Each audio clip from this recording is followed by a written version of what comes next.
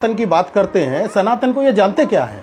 इनको क्या पता सनातन क्या होता है? सनातन का ये मतलब बता दें क्या होता है?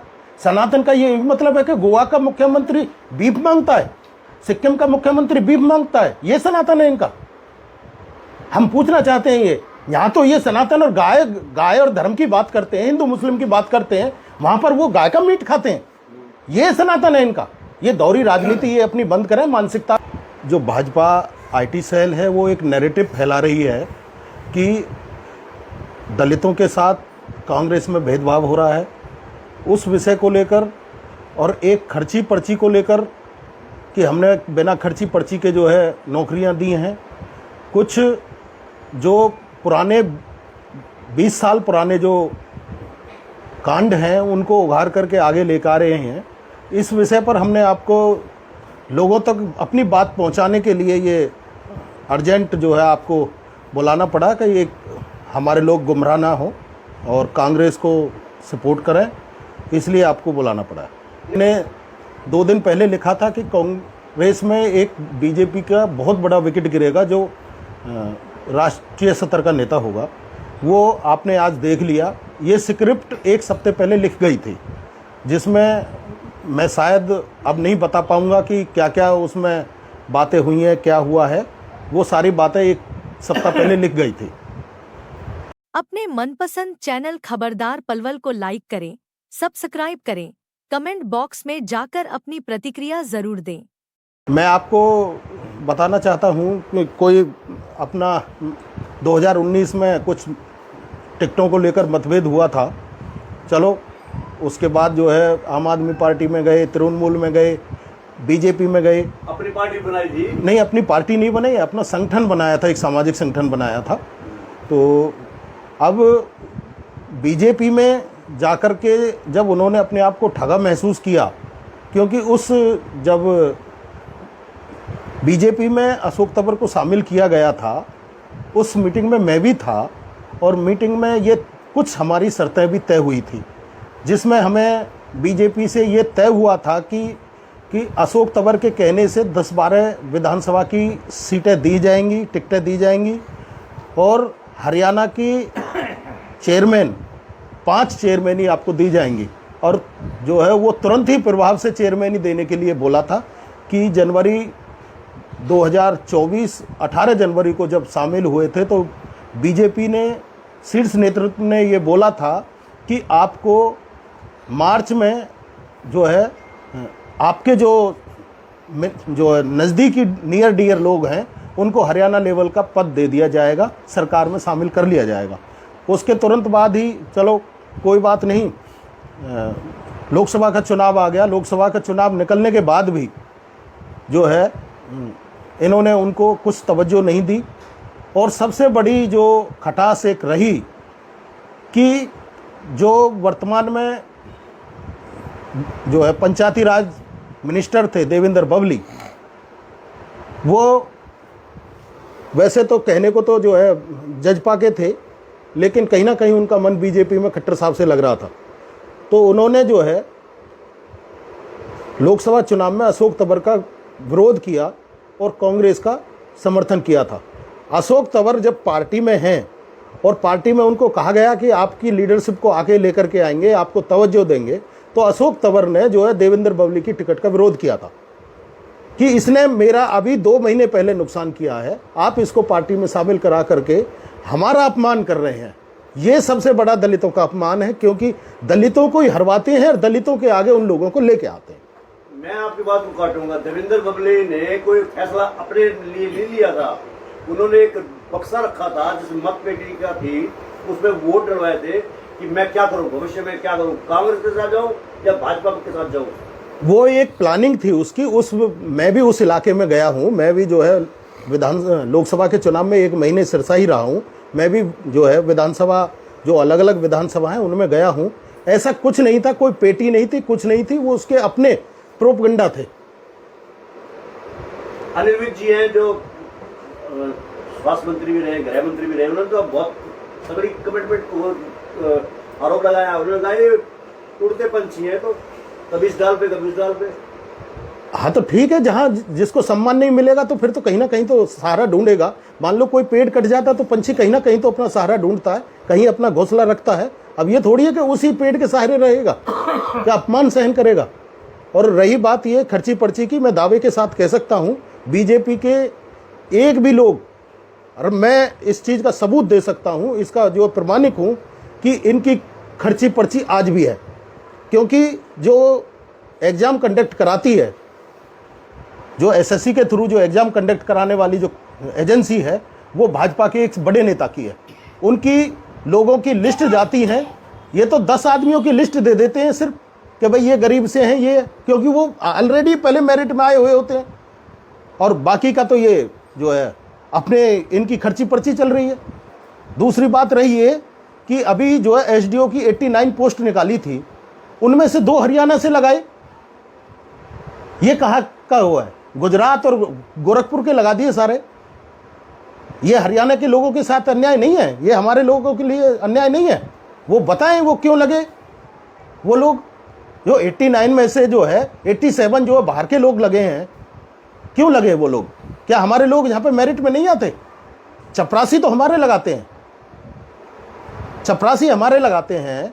और जो है चाय पिलाने के लिए, उनकी नौकरी करने के लिए, उनके घर के बर्तन साफ करने के लिए लोग हमारे लगाते हैं। और कलम चलाने के लिए, ऑर्डर देने के लिए वो गुजरात से और गोरखपुर से लोग लाते हैं। एक कांता नाम की महिला का वीडियो घूम रहा है, वो ये कह रहे कि ये असभ्य भाषा बोल रही है दलित समाज के प्रति। कोई देखो, ये सबका संवैधानिक अधिकार है, कोई कुछ भी बोल सकता है, क्या है। लेकिन आप क्या कह रहे हैं?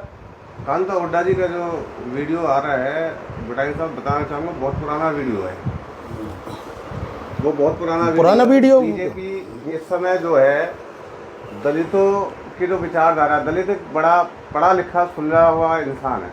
उसको पता है कि आज के समय में जो उसके हितों की रक्षा है वो कौन सी पार्टी कर सकती है, किस पार्टी में रह करके दलितों का सम्मान हो सकता है। आज का दलित पढ़ा लिखा समझदार है, आज वो ना किसी के बहकावे में आएगा।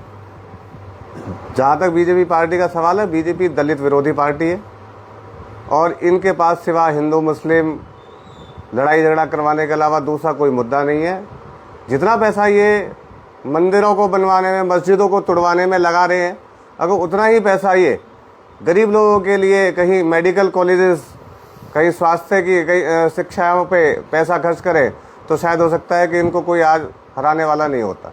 यही कारण है कि जो हमारा दलित वर्ग है जो वो ठगा हुआ महसूस कर रहा है। दलितों के मान सम्मान की उपेक्षा हुई है बीजेपी पार्टी के अंदर। बंधु जी, आप ओबीसी वर्ग से आते हैं, आपने भी भारतीय जनता पार्टी को छोड़ दिया है, कांग्रेस में शामिल हो गए।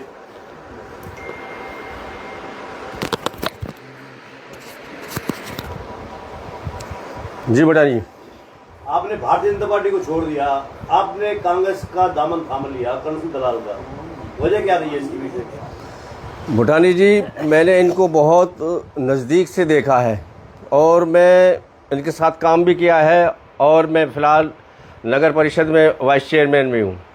जितना भ्रष्टाचार इन दोनों मैंने इनके साथ रह के देखा उतना मैंने कहीं नहीं देखा।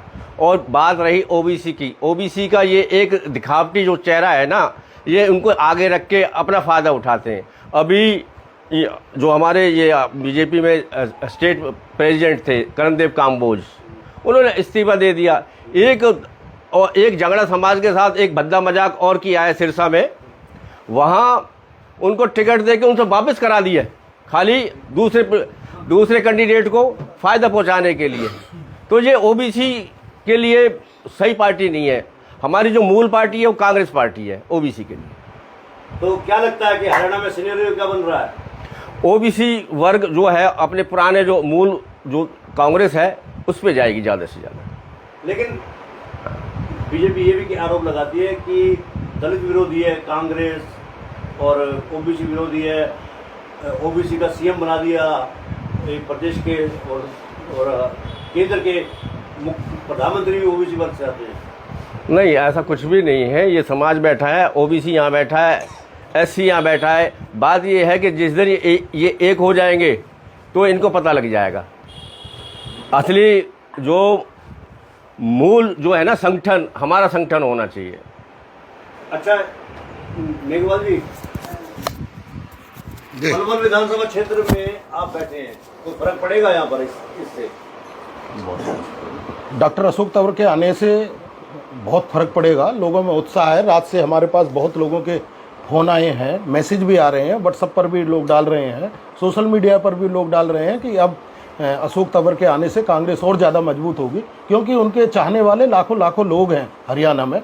जो एक साथ ही जब लाखों लोग टूट करके आते हैं तो मैं ये समझता हूँ कि एक आदमी के साथ 5 से 10 वोट होती हैं तो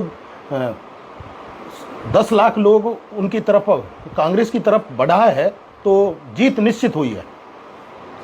प्रदीप जी, आप लंबे समय तक नगर परिषद की राजनीति से जुड़े रहे हैं। जिस तरीके से ये बात करते हैं, बात करते हैं कांग्रेस वाले, जैसे हुड्डा साहब अपमान करते हैं, हुड्डा के गुट के लोग अपमान करते हैं शैलजा का, उससे कहीं ना कहीं नुकसान तो हो ही रहा है कांग्रेस को।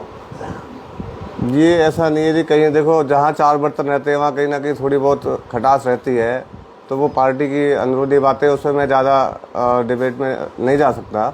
लेकिन अगर हमारा दलितों का कहीं मान सम्मान है, मैंने भी कई पार्टियों में काम करके देखा है, लेकिन हमने जहाँ उन लोगों के साथ रह करके जो एक ऊँची राजनीति हमने महसूस की है, इसीलिए हम सब लोगों ने, जितना भी हमारा दलित समाज है, पलवल का दलित समाज, SC ST OBC, सारा की सारा आज के उसमें पूरे पलवल ज़िले का सारा कांग्रेस के साथ है, और दिन दूनी रात चौगनी उन्नति कराने के लिए ही कांग्रेस पार्टी को SC समाज के अंदर, OBC समाज के अंदर 90% जो हमारा वोट बैंक है वो कांग्रेस के ऊपर शिफ्ट हो रहा है।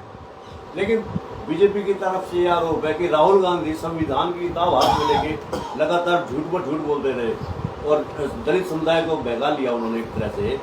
वो अब इस बार झांसे में नहीं आने वाला। लोकसभा में आ गया था झांसे में, इस बार नहीं आएगा विधानसभा में। ये तो लोकसभा में इनको पता चल गया होगा कि SC कितना बहकने वाला इंसान है या नहीं है। SC आज के समय में बड़ा ही पढ़ा लिखा और समझदार हो चुका है। जो ये लोग जाति के नाम पर वोटों का ध्रुवीकरण जो करते हैं बीजेपी वाले, और ख़ास तौर से जो RSS जो इनकी संस्था है, वो वोटों का जो जाति के नाम पे ध्रुवीकरण करते हैं, उसके झांसे में अब ये SC ST OBC समाज आने वाला नहीं है। इनको पता है कि अगर संविधान की कोई रक्षा कर सकता है वो केवल और केवल कांग्रेस है आज के समय में, और इसीलिए सारा SC ST OBC समाज कांग्रेस के साथ कंधे से कंधा मिला करके खड़ा हुआ है। कल असम के मुख्यमंत्री हेमंत बिस्वा शर्मा भी आए थे, काफी माहौल बदल गए। उससे पहले मोदी जी भी आए थे, वो भी काफी माहौल बदल गए हैं। कांग्रेस और भारतीय जनता पार्टी में कांटे की टक्कर है। 15 दिन से आ रहे हो तो मैंने कल एक मिनट, भाजपा के शीर्ष नेतृत्व के पदाधिकारी वो तो 15-20 दिन से यही है लगातार। वो अब क्या कर पाए? चाहे अभी जो है आसाम के मुख्यमंत्री आ जाएं, चाहे वो प्रधानमंत्री जी आ जाएं, चाहे वो अनुराग ठाकुर आ जाएं, चाहे और क्या आ जाए, जब यहाँ माहौल ही बीजेपी के खिलाफ है तो वो क्या करेंगे? ठीक है, उनका भी स्वागत है, वो भी आने चाहिए, अपनी सबकी संवैधानिक अधिकार है वोट मांगने का। लेकिन वो कह गए हैं कि पाकिस्तान जिंदाबाद के नारे लगेंगे पलवल से अगर आपने कमल को वोट नहीं किया तो। ऐसा कुछ नहीं है। जो इनकी जो नैरेटिव पॉइंट है वो DSP हतीन ने जो इनका क्लियर कर दिया कि इनकी जो बीजेपी की IT सेल ने उसको मॉडिफाई करके वीडियो को चलाया, वो सबके सामने है। और हमारी सरकार बनेगी तो हम इस चीज़ की जांच कराएंगे कि ये जो है ऐसा क्यों करते हैं, तब बताएंगे इनको। ये गलत जो है नैरेटिव के लिए ही, हिंदू मुसलमान को आपस में लड़वाने के लिए ही इस तरह के जो है ना ये नैरेटिव सेट करते हैं। और अभी मैंने जो कल हेमंत बिस्वा जी आए थे उनका सुना भाषण, सिवाय हिंदू मुसलमान के अलावा उनके भाषण में कहीं कुछ नहीं था। 10 साल हो गए आज पलवल के विकास में। पलवल में बता दीजिए, आज भी लाइन पार हमारा जितना सारा पलवल का SC ST OBC समाज लाइन पार रहता है। आज वहाँ के हालात देखिए, आज भी लोग जो है ना अपना चप्पलों को हाथ में लेकर के चलने के लिए मजबूर होते हैं। आज भी लाइन पार हमारे पलवल की कम से कम भी 60% SC ST OBC समाज लाइन पार के बाहर रह रहा है। आज भी वहाँ पे पानी की निकासी नहीं है। 10 साल बीजेपी की सरकार हो चुकी है यहाँ पे। भारतीय जनता पार्टी लगातार ये भी कहती है कि सनातन का प्रचार वो कर रही है, सनातन खतरे में है, सनातन धर्म खतरे में है। ये सनातन की बात करते हैं, सनातन को ये जानते क्या है? इनको क्या पता सनातन क्या होता है? सनातन का ये मतलब बता दें क्या होता है? सनातन का ये मतलब है कि गोवा का मुख्यमंत्री बीफ मांगता है, सिक्किम का मुख्यमंत्री बीफ मांगता है, ये सनातन है इनका? हम पूछना चाहते हैं ये यहाँ तो ये सनातन और गाय और धर्म की बात करते हैं, हिंदू मुस्लिम की बात करते हैं, वहां पर वो गाय का मीट खाते हैं। ये सनातन है इनका? ये दौरी राजनीति ये अपनी बंद करें, मानसिकता। एक राजनीतिक पार्टी हिंदुओं की पार्टी नहीं बन सकती। एक हिंदुओं की तरफ ये ठेका नहीं ले सकती। देशभक्त हम भी हैं, उनसे ज़्यादा देशभक्त हैं। को जो है लोगों में जो भेदभाव का जो वैमनस्य पैदा करते हैं, ये अपनी बंद करें और एक भाईचारे को बढ़ाने की जो है आगे बढ़े। हम इनका स्वागत करेंगे कि अगर ये भाईचारे को बढ़ाएंगे तो कांग्रेस कभी भी किसी वैमनस्य की जो है प्रतीक नहीं है। कांग्रेस हमेशा जो है घटना को घटाने की काम करती है। भूटानी जी, सनातन का अर्थ जो है ना, मेरी नजर में भी सनातन। अपने मनपसंद चैनल खबरदार पलवल को लाइक करें, सब्सक्राइब करें, कमेंट बॉक्स में जाकर अपनी प्रतिक्रिया जरूर दें। अपने मनपसंद चैनल खबरदार पलवल को लाइक करें, सब्सक्राइब करें, कमेंट बॉक्स में जाकर अपनी प्रतिक्रिया जरूर दें। सनातन का अर्थ ये हुआ जो कभी खत्म ना हो। और हजारों साल से, आप भी हिस्ट्री पढ़ी है आपने भी, हजारों साल से सनातन कभी खत्म नहीं हुआ, ना आगे खत्म होगा। हमारे धर्मगुरु हैं शंकराचार्य जी हैं, वो हमें दिशा निर्देश देंगे। वो एक राजनीतिक पार्टी हिंदुओं की पार्टी नहीं बन सकती। एक हिंदुओं की तरफ ये ठेका नहीं ले सकती। देशभक्त हम भी हैं, उनसे ज़्यादा देशभक्त हैं। आप क्या कहना चाह रहे हो? बताओ। भुटनेर साहब, मैं ये कहना चाह रहा हूँ, ये लोग सनातन कर रहे हैं। जो हमारे पलवल क्षेत्र के कांग्रेस के प्रत्याशी हैं चौधरी करण सिंह दलाल जी, उनकी जो धर्मपत्नी हैं वो तो पलवल शहर की सबसे बड़ी सनातन है। उन्होंने पलवल शहर में कार्तिक मास में जो वो यात्रा निकलती है, वो पूरे मास की उन्होंने यात्रा की है और बहुत भजन गाए हैं उन्होंने। जितना ये बीजेपी वालों ने भजन नहीं गाएंगे, उन्होंने इतने भजन अकेले हमारी पलवल शहर के जितने भी सनातनी हैं, जितने सनातन धर्म का प्रचार ज्योति दलाल जी ने किया है, जितना भी पवित्र महा जो होते हैं उनमें जाकर के सुबह उठ करके स्नान करके 4 बजे से जो भजन कीर्तन सनातन धर्म के जितने उन्होंने गाए हैं अपने महिलाओं के साथ मिलकर के, इन सबका सनातनियों का मिला करके लगाना उसका 1/4 भी नहीं है। और कुछ विशेष आपने इसीलिए बुलाया था हमारे को?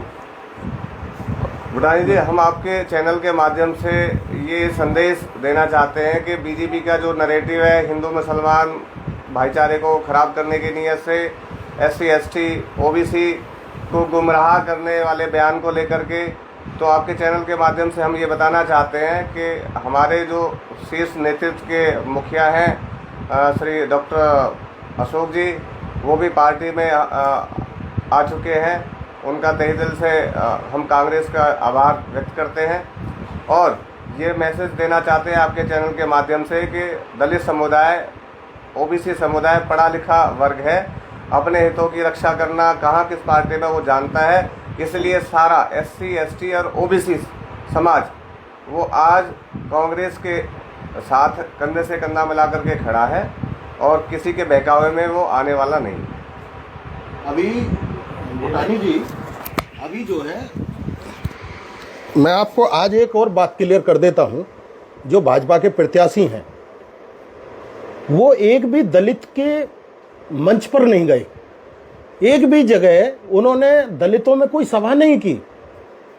अब वो बात करते हैं, सबसे बड़े पाखंडी, सबसे बड़े जो है दलित विरोधी तो वही है कि जिन्होंने अभी तक एक दलित के वहां पर प्रोग्राम नहीं किया। और उनकी जो मानसिकता है कि जो हमारे सूत्र बताते हैं वो ये कह रहे हैं कि गौरव गौतम एंड कंपनी ने ये कहा है कि ये दलित वोट नहीं दे रहे बीजेपी को, इसलिए इनके वहां जाना ठीक नहीं है।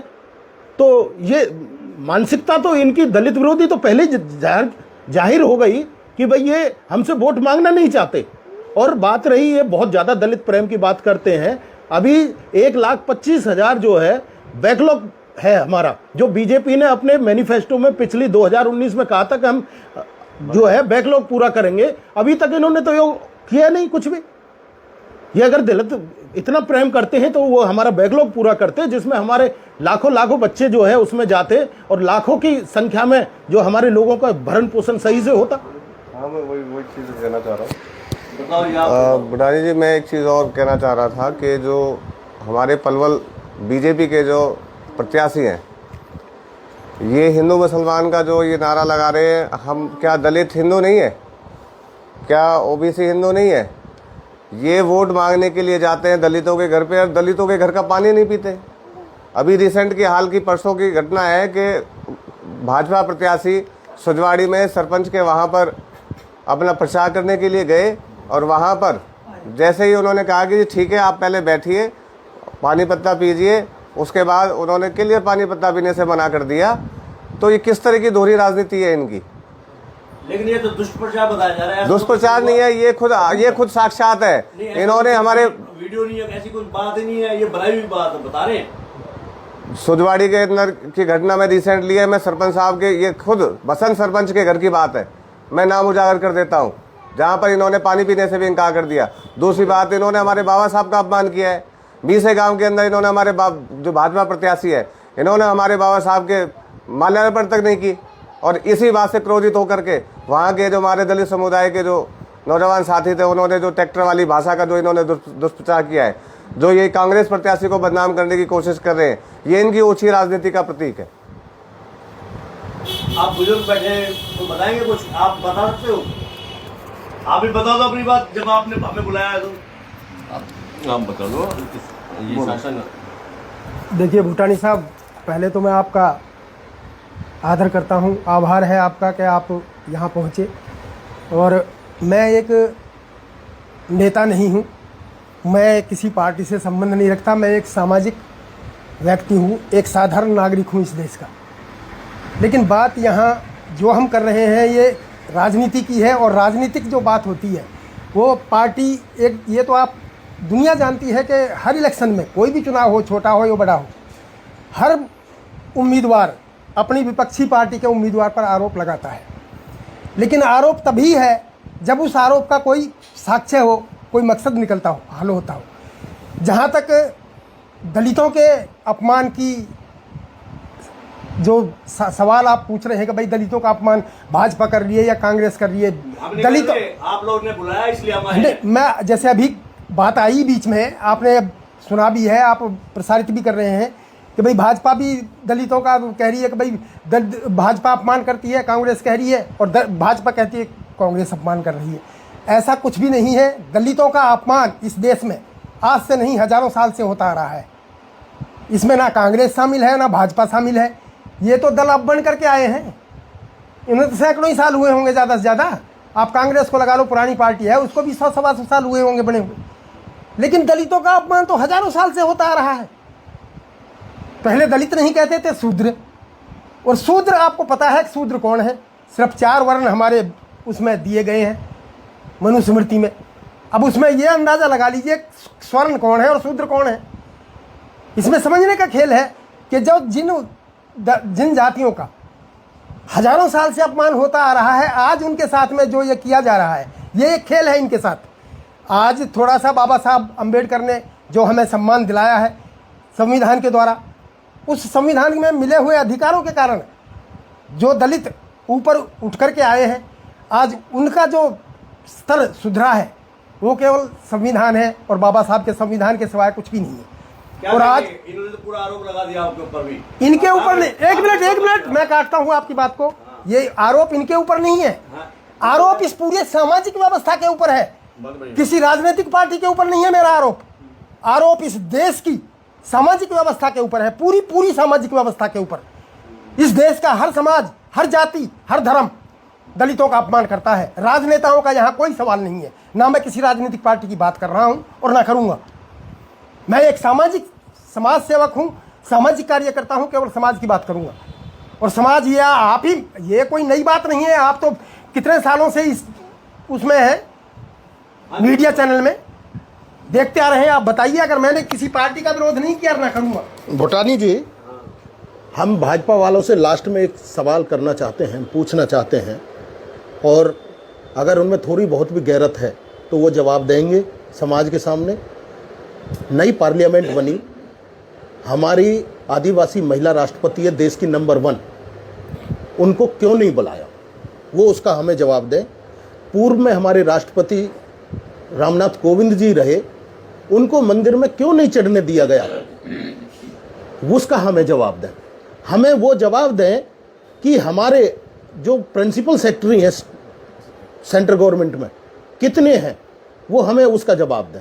हमारा जो है प्रतिनिधित्व हाई कोर्ट में कितना है, सुप्रीम कोर्ट में कितना है, उसका हमें जवाब दें। अगर ये इतने जो है दलित प्रेमी हैं तो उनका जवाब दे दें वो, और हम उनका धन्यवाद करेंगे। ये हमारा आपसे अनुरोध है कि हमें तो बहुत पीड़ा है कि अगर हम सुनाने को आए तो हमें शाम भी हो जाएगी सुनाते सुनाते इनके जो है कारनामों को। तो मैं खुद भी हूँ, मैं खुद जो है जनवरी में डॉक्टर अशोक तंवर के साथ मैंने भाजपा ज्वाइन की थी। मेरे को सिंगल डे किसी भी व्यक्ति का फोन तक नहीं आया, ये मेरे लिए अपमान की बात है। इससे बड़ा अपमान मेरा कोई हो नहीं सकता, क्योंकि मैं स्टेट का सेक्रेटरी रहा था कांग्रेस में, और एक सिंगल डे भी मेरे को किसी पदाधिकारी ने भाजपा के ने एक मीटिंग में नहीं बुलाया। तो मैं खुद उस चीज को छोड़ करके आया, क्योंकि जहां सम्मान नहीं है वहां अपमान सहने से क्या फायदा।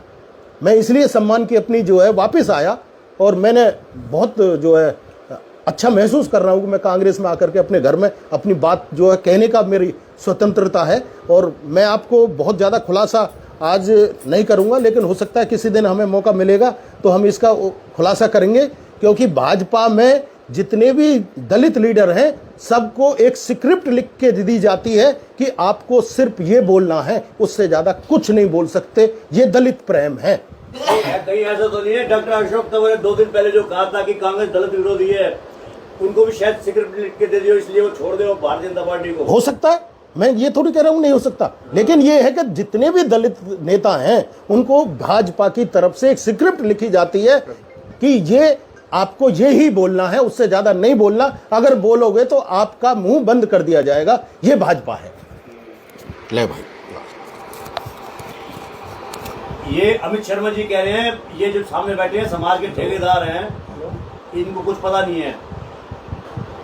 गौरव गौतम ने दलितों की सभा की थी जयंतीपुरा में, आप तो कह रहे हैं नहीं करी है, वो तो ऐसी कई सभाएं की है उनका कहना है। पलवल के अंदर हमारे दलितों के कितने मोहल्ले जरा अमित शर्मा जी से ही पूछ लें, और कितने मोहल्लों में जनसभाएं की हैं जरा अमित शर्मा जी बता देंगे।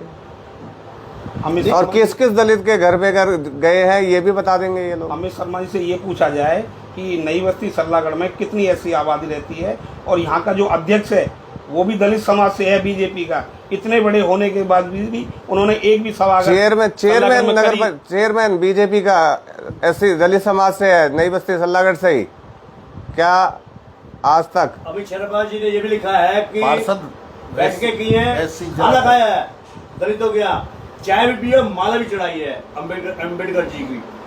ये आप लोग जो बोल रहे हैं ना, वो गलत आरोप है आपके। जब इस तरह का जो दुष्प्रचार हुआ, ये प्रचार हुआ, तो मैं ये बताना चाहूँगा कि इस तरह का जब दलित विरोधी अभियान जो गौरव जी ने चलाया, और जब ये चीज़ें समाज में जाने लगी कि गौरव जी जो भाजपा प्रत्याशी हैं दलितों का अपमान कर रहे हैं, उसके बाद अपनी गलतियों में सुधार करते हुए भाजपा प्रत्याशी दलितों के घर भी गए हैं, वहाँ खाना भी खाया है, उनको प्रेशराइज करके उनकी स्टेटमेंट भी ली गई है कि इस तरह की कोई भी अपशब्द या कोई भी इस तरह का अपमान करने की भावना भाजपा प्रत्याशी की नहीं रही है।